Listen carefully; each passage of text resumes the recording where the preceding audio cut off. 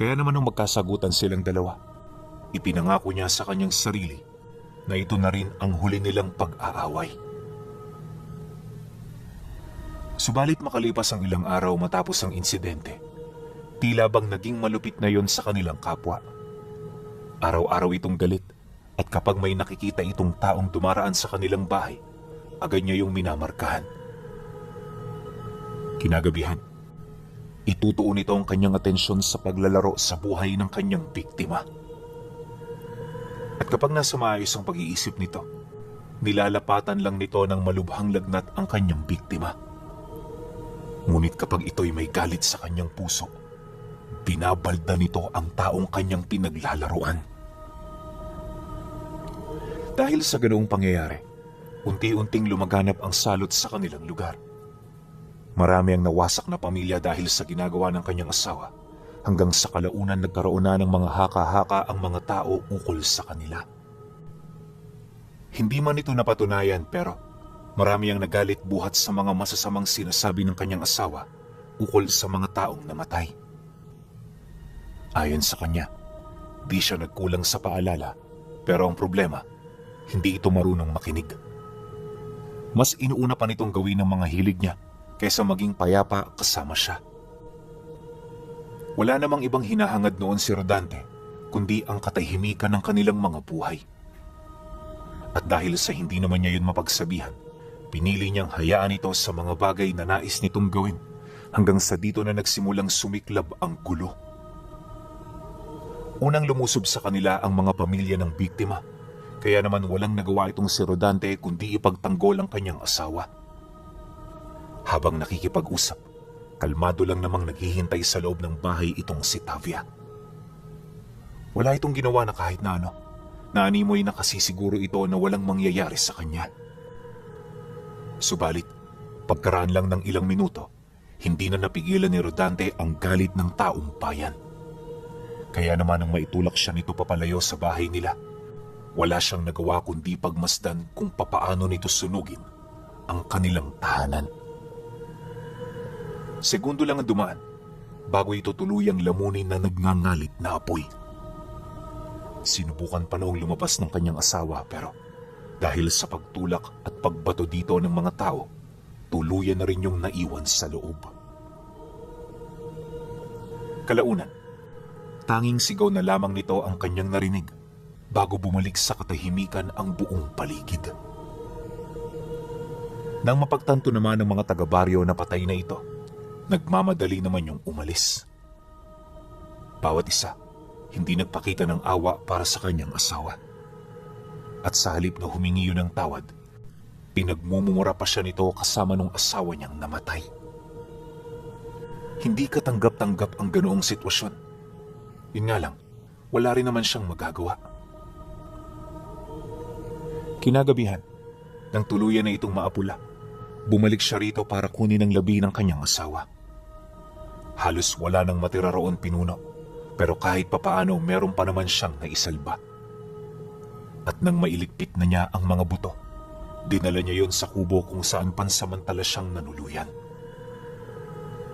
Pagdating niya roon, binalot niya yon sa puting tela bago ito ilagay sa isang maliit na nicho na siya mismo ang nagpanday. 3 araw niya itong pinaglamayan bago yun tuluyang ilibing. At nung nagawa na niya ito, pinagsumikapan niyang ituon sa pagtatrabaho ang kanyang wisyo. Nais niyang makalaya sa kulungang nilikha ng kanyang isipan, ngunit habang tumatagal, tila bang naging imposible na para sa kanya na yon ay magawa. Habang patagal ng patagal kasing wala sa kanyang tabi ang kanyang asawa, bumibigat palalo ang kanyang loob. Dasal ng dasal noon si Rodante na sana'y pawiin na ng Panginoon ang ganoon niyang nararamdaman, pero hindi ito nangyari. At imbis na malagay siya sa payapa, napansin niya na parang gabi-gabi na siyang dinadalaw ng multo ng kanyang asawa. Noong una, nakakaya niya itong tiisin, pero sa katagalan halos ito na lang ang nagiging laman ng kanyang isipan. Ramdam niya na malapit na rin siyang mabaliw, kaya naman napilitan siyang humanap ng mga taong makakatulong sa kanya. Ngunit dahil sa kasalanan ng asawa niya, kung kaya't tinalikuran siya ng lahat ng kanyang mga kakilala. Ni isa walang kumausap at nagtangkang makinig sa kanyang mga nararamdaman.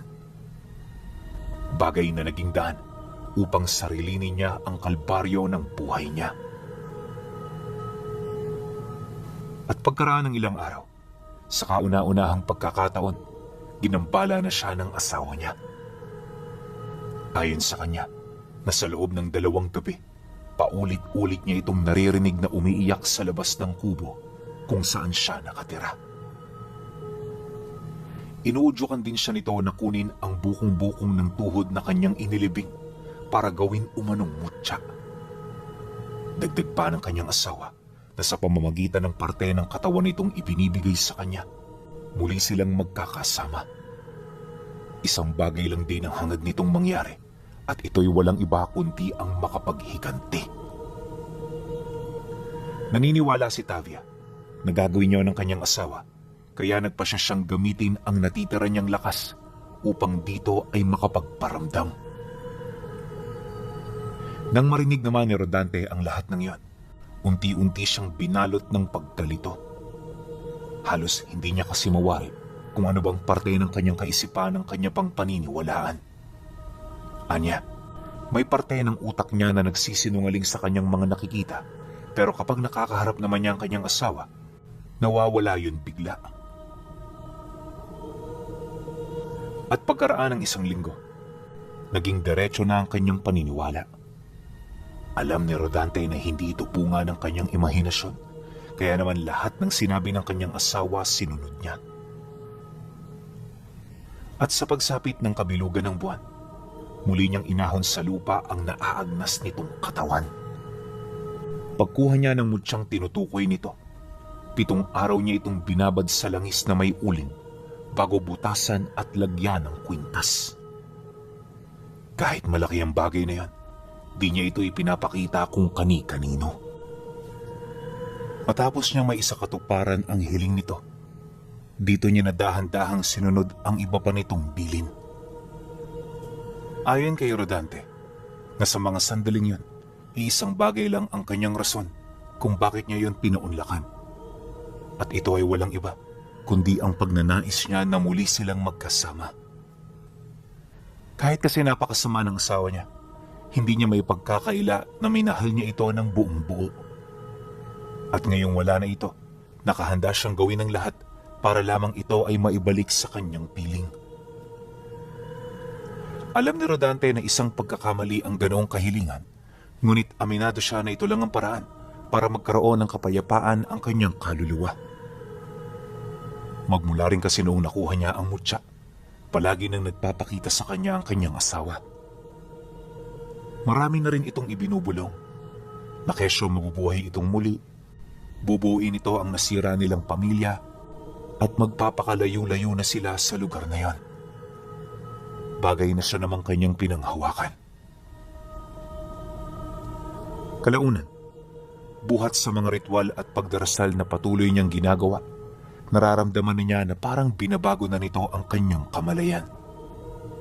Hindi niya mawari pero magmula noong ginawa niya ito, para bang nawala na siya sa dati niyang pagkatao. Basta ang gusto na lang niyang gawin noon, sumunod ng sumunod sa lahat ng payo ng kanyang kinakasama. Dahil dito, kung kaya't lahat ng trabahador niya medyo napapabayaan na niya. Hindi nagtagal, sa sobrang sangsang ng pinagtitirahan niyang kubo, naagaw na rin ito ang atensyon ng mga magsasaka na nagtatrabaho sa karatig palayan. At lingid sa kanyang kaalaman, na naisumbong na pala siya ng mga ito sa mga tiwaling tao na siya ring pumatay sa kanyang asawa.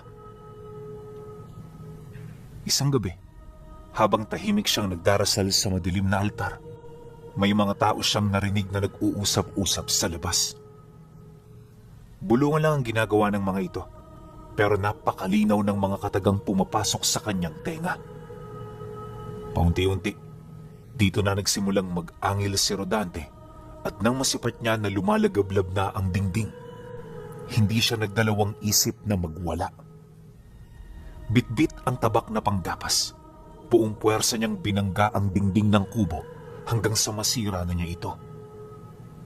Paglabas niya ng bahay, dito niya nasilayan ang 5 binatilyong nagpapatay ng mga sulo. Armado rin ang mga ito pero wala siyang pakialam. Pagpang-abot ng kanilang tingin, buong puwersa naman niya yung sinunggaban. Sa sobrang pagwawala ni Rodante, hindi niya na halos matandaan ang kanyang mga ginawa. Basta nung bumalik ang kanyang ulirat, tumambad sa kanya ang katawan ng mga binata na halos wala ng buhay. Nagkalat din sa paligid ang dugo ng mga ito, kasama ng mga parte ng katawan nila na natapyas buhat sa pananaga niya. Matapos naman niya yung masilayan, agad siyang nakaramdam ng kaba sa katawan.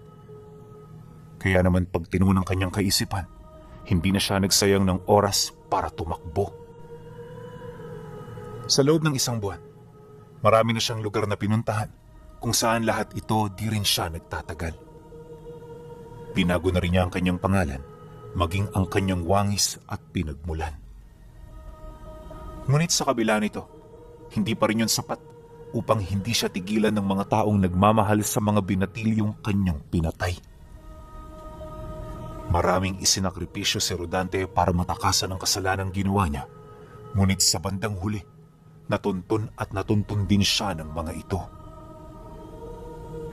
Kaya naman nang mapagtanto niya na wala na siyang matatakasan, pinili niyang puntahan ang pinakahuling lugar na nais niyang marating.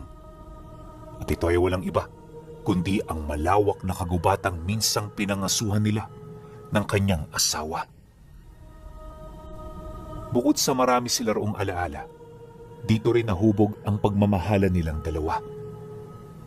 Naisip niya na kung doon siya pupunta, posibleng tulungan siya ni Tavia.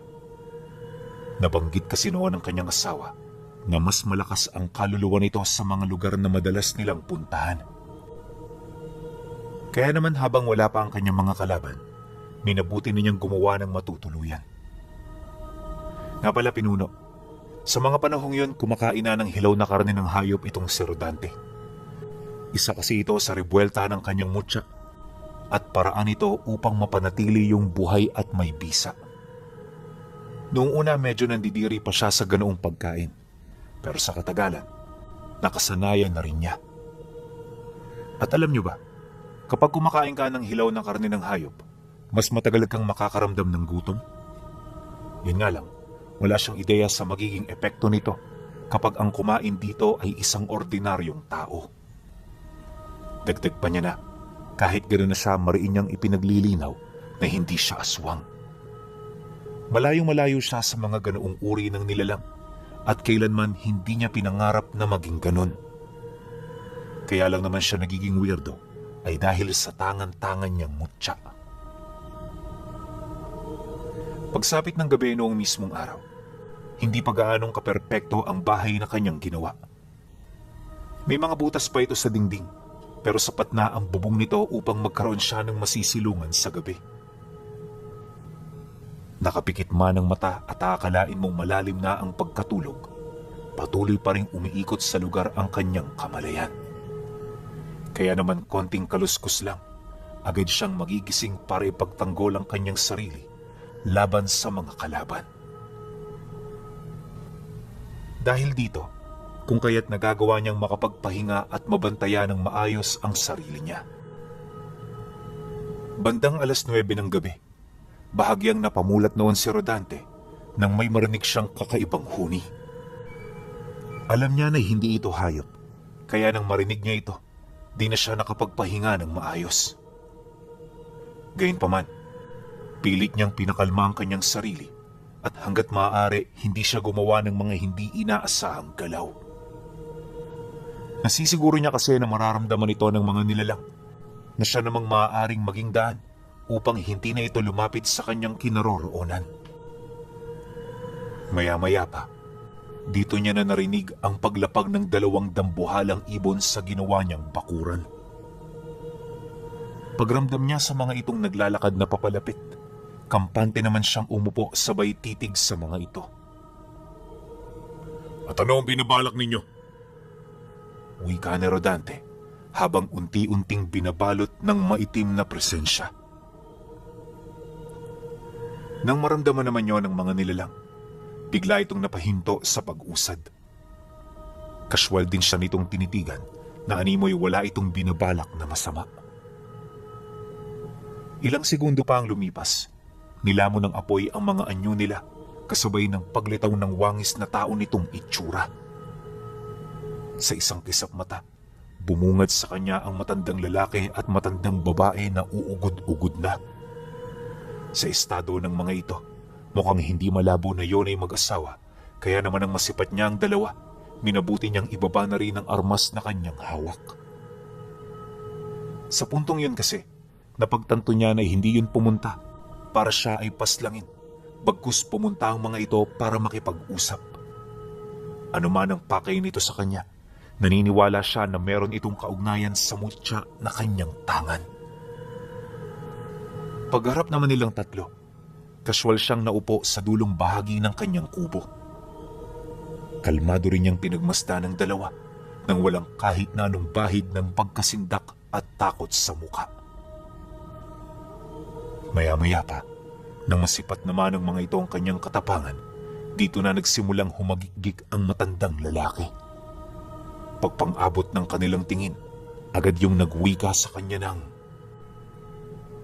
"Nabulabog kami dahil sa dala mong mutya. Pugad namin ang lugar na ito, pero dahil espesyal ang pumunta, hahayaan ka naming makisilong at makisukob dito. Matanong ko lang, ano ang pakay ng aming bisitang pandangal? Bakit ka naligaw sa lugar na ito ng nag-iisa at walang direksyon sa buhay?" Nang marinig naman ito ni Rodante, agad naman niyang napansin ang mga bulong ng asawa niya. Dahil dito, kung kaya't nagkaroon siya ng ideya sa kanyang mga isasagot. "Dahil merong humahabol sa akin para paslangin ako. Matagal na nila akong hinahanap, kaya nakakasiguro ako na kahit dito, matutunto nila ako. Kaya naman ako nakikisilong sa inyo, ay dahil na rin sa bulong ng aking asawang si Tavia. Ayon sa kaluluwa niya, kayo ang susi para kami ay magsamang muli. At sa tulong ninyo, malulupig namin ang aming mga kaaway. Pasensya na kayo, pero sa mga oras na ito, hinahangad ko ang inyong tulong." Pagkasambit naman niya ng mga katagang yan, bigla namang tumutol ang mag-asawa. Ayon sa matanda, labas sila sa ganoong gulo. Dahil unang-una, hindi naman sila sangkot dito. Mariin din siya nitong pinalalahanan na kahit na anong mangyari, wag na wag niyang ipapasok ang gulo sa kanilang teritoryo. Dagdag pa ng mga ito na kung ayaw niya ng karagdagang isipin, mas mainam na umalis na lang siya sa lugar na yon. Matapos naman itong makapagwika, may hinahon itong humingi ng tawad sa kanya ukol sa naging pasya nila. "Pasensya ka na, iho. Pero kahit asawa mo pa ang kaibigan naming manunumpa, hindi kami magpapatinag sa iyo. Laban mo yan, kaya kaharapin mo ng buong tapang at may paninindigan. Sige na, umalis ka na hanggat meron pang natitirang oras." Wika ng matandang lalaki. Matapos naman yung mailahad ng matanda, dahan-dahan siya nitong tinalikuran. Ngunit hindi pa man ito nakakalayo, bigla itong natigilan nang may maramdaman itong isang kakaibang nilalang na umahon mula sa ilalim ng lupa. Napansin din nila ang pagliwanag ng tinatago niyang mutya, kaya naman kahit papalis na ang mga ito, napilitan niyong manatili. At sa muling pagbaling nito ng tingin sa kanya, nasilayan ng mga nilalang ang patay na katawan ni Tavia. Bagaman sunog na ito at hindi na makilala, alam nila kung sino ito. Kapansin-pansin din ang hawak nitong 2 punyal na para bang hindi yun bumalik para makipag-usap sa kanyang mga kaibigan. Dahil sa pangyayaring yon, walang nagawa ang dalawa kundi ang mapaluhod habang malakas na inilalapat sa lupa ang mga ulo nila. Hingi rin ito ng hingi ng kapatawaran, buhat sa pagiging tampalasa nila at kawalan ng respeto sa kinakasama nito. Matapos naman yung mailahad ng mga nilalang, hindi ito nagdalawang isip na ipahiram ang kanilang lakas sa demonyong lumitaw sa kanilang harapan. Nang marinig naman ni Rodante ang sinabi nito, dito na siya napatayo dala ng matinding pagkagulat. Hindi niya kasi mawari na sa pamamagitan lamang ng presensya ni Tavia, mababago ang prinsipyo ng dalawang nilalang. Kung hindi rin siya nagkakamali, ang mga nilalang na napasuko nito ay pawang mga gabunan at dalubhasa na sa kanilang mga larangan. Kaya naman hindi niya halos maisip kung papaano ito nagawa ng kanyang asawa. Pagkatapos nito, agad namang naglahong parang bula si Tavia. Sinabayan niyo ng pagtahimik ng buong paligid hanggang sa ang tanging narinig na lamang nila ay mga huni ng ibon. Ilang minuto pa ang lumipas nang medyo bumaba na ang tensyon. Dito na siya nagsimulang magtanong ukol sa mga nangyari. Maging siya man kasi, walang kaide-ideya sa ginawa ng kanyang asawa. At nang marinig naman yun ng mga nilalang, dito na nagsimulang magsalita ang matandang gabunan. Ayon sa kanila, nakipag-isa na ang kanyang asawa sa mga dyablo kaya hindi nila ito maaaring suwayin. Dagdag pa nito na, habang nakatayo yun sa kanilang harapan, ramdam nila ang matinding pagnanais nito na maghigante at magpalaganap ng lagim. Mariin din nilang inilahad na kaya naging posible ang ganoong pangyayari ay dahil sa tindi ng poot noong ito ay nabubuhay pa. Nakakasiguro rin silang ginagamit siya nito at ang nagpapalakas dito ay ang mutsyang nakuha niya. Matapos naman yung marinig ni Rodante, hindi siya natinag sa pinagsasasabi ng dalawa. Sa puntong yun kasi, mas malakas sa kanyang tenga ang mga bulong at tawa ng kanyang asawa. Madalas itong nangyayari kapag merong mga taong nagpupumilit sumira sa kanyang mga paniniwala. Maya-maya pa, nang wala nang sasabihin ng matanda, ni isa sa mga inilahad nito wala siyang naintindihan. Basta ang nasa isip niya noon, susunod yun sa kanya dahil sa mga ipinangako nito. At sa pagsapit ng sumunod na araw, muling bumisita ang mag-asawa, bitbit ang pagkaing kanyang hinihingi. Sa kubo na rin niya ito nanatili upang makinig sa mga kwento ng nakaraan. Sadyang naiintriga kasi ang mga nilalang dahil sa hindi nito halos maisip kung saan nagmula ang matindi nilang ugnayan kahit walang anak na namamagitan sa kanilang dalawa. Nang marinig naman ni Rodante ang sinabi nito, hindi siya halos makasagot. Alam niya sa kanyang sarili na totoo ang sinasabi ng mga nilalang, kaya wala siyang maisip na rason na pwede niyang sabihin. Hindi nagtagal, dahil sa kawalan niya ng lakas ng loob na magsalita, dito na nagpatuloy ang pagtanong ng mga ito hanggang sa napilitan na siyang gumamit ng dahas. Paghawak niya sa kanyang mutya at pag-usal niya ng mga buhay na salita, agad namang nanghina at napaluhod ang mga nilalang. Noong una sinubukan pa nitong magmatigas sa kanya, pero dahil sa lakas ng karga niya, wala rin yung nagawa kundi ang manahimik. At nang matapos na ang pagtatanong ng mga ito, mariin niya yung inutusan na magbantay na lang kaysa magsayang ng oras sa kanilang kasaysayan. Dahil sa kanyang sinabi, agad namang tumango ang dalawa. Sa sobrang pagkagulat, hindi na ito nakaimik, gawa ng nababahala rin sila sa mga posibilidad at maaaring kahantungan ng kanilang mga pangungulit. Ilang minuto pa ang lumipas, nagpasya na ang mga itong umalis. Si Rodante naman noon, pumasok na rin sa kanyang kubo para kontrolin ang kanyang mga tagapagmasid. Magmula kasi noong nanatili siya sa lugar na yan, may mga ginamit na siyang insekto at mga nilalang para matunto ng eksaktong kinaroroonan ng kanyang mga kalaban. Kinakailangan niya ito upang hindi siya masorpresa sa ikinikilos at dami ng mga kaaway niya. Hindi nagtagal, nang masipat niyang malapit na sa gubat ang pangkat, dito niya na inutusan ng mag-asawa na patayin ang lahat ng taong nakikita nila pagtungtong ng 6:00. Dagdag pa niya na, huwag na nila yung buhayin sa kadahilan ng pumunta yun sa kanilang teritoryo upang sila ay paslangin. Nang marinig naman yon ng mga gabunan, agad naman itong nagpalit ng anyo. Pagkumpas nito ng mga pakpak, bigla yung naglaho sa kanyang harapan. Pagkatapos naman ito, agad niyang iniwan ang kanyang kubo para magtago at mag-abang.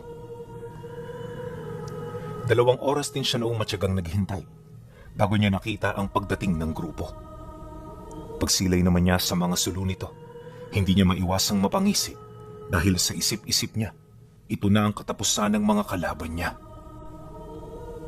Ngunit pagsugod ng mag-asawang gabunan, bigla siyang nagulat nang masipat niyang nakakaya itong palaga ng pangkat. Halos ilang beses na yung sumugod at nagtangkang mandagit pero hindi yun nagtagumpay. Kada bulusok kasi ng mag-asawa, may mga kalasag na itinataas ang grupo para ikubli ang mga sarili nila. At sa sandaling maitaas na nila ito, uusli sa mga pagitan nito ang mga sibat na kanilang daladala. Ganon at ganon ang kanilang ginawa hanggang sa kalaunay ng hina na ang mga gabunan. Nang mapansin naman yun ng pinuno, dito pa lamang ito nagbaba ng utos para pahintulutan ang kanyang mga kasamahan na gumamit ng palaso. Walang sabi-sabi, nang marinig naman ng pangkat ang utos ng pinuno, agad nitong inasinta ang mag-asawa. Ilang segundo ring nakailag ang mga ito pero sa dami ng mga palasong yun, sa katagalan ay bumaon na rin ito sa kanilang mga katawan. Dahil sa pangyayari, tuluyan na rin bumagsak ang dalawa ng wala ng buhay. Kaya naman ang masipat ni Rodante ang nangyari sa kanyang mga kaibigan. Para bang nawala na rin siya sa kanyang sarili. Sa sobrang galit niya, hindi siya nagdalawang isip na harapin ang pangkat. Pero lingid sa kanyang kaalaman na ang ginawa niyang yun ay isang pagkakamali. Dahil sa pananaig ng galit, hindi na niya napansin ang kaliit-liit ang detalye ng bitag na ginawa ng mga ito, kung kaya't pagharap niya rito, agad siyang nahuli ng lambat na gawa sa buhay na salita. Dali-dali yung pumalibot sa kanya, kung saan habang tumatagal siya sa loob nito, lahat ng kanyang karga ay unti-unti na ring nalulusaw. Maya-maya pa, narinig na lamang niyang nabiyak na sa dalawa ang tangan niyang mutya. Sinabayan ito ng malakas na pag-atungal ng kanyang asawa bago yun tuluyang maglaho sa kanyang wisyo. At pagkatapos nito, agaran siyang nawala ng malay. Hindi nagtagal, nang manumbalik na ang kanyang ulirat, nadatnan niya ang kanyang sariling nakahiga sa isang lumang silid. Napakaganda ng silid na yon, na kahit simple mararamdaman mo ang katahimikan dito. Sa pagpapatuloy naman ng kanyang pagmamasid, dito niya nakita ang isang matandang lalaki na kanina pang nakatayo sa tabi ng pinto. Kaya naman ang magpang-abot ang kanilang paningin, napangiti lang naman yun sa kanya, habang nagwiwi ka ng, "Mabuti naman at malaya ka na. Huwag kang mag-alala, Rodante. Nasa mabuti kang kamay. Kaya bago ka mag-isip ng kung ano-ano, pakinggan mo muna ang mga sasabihin ko.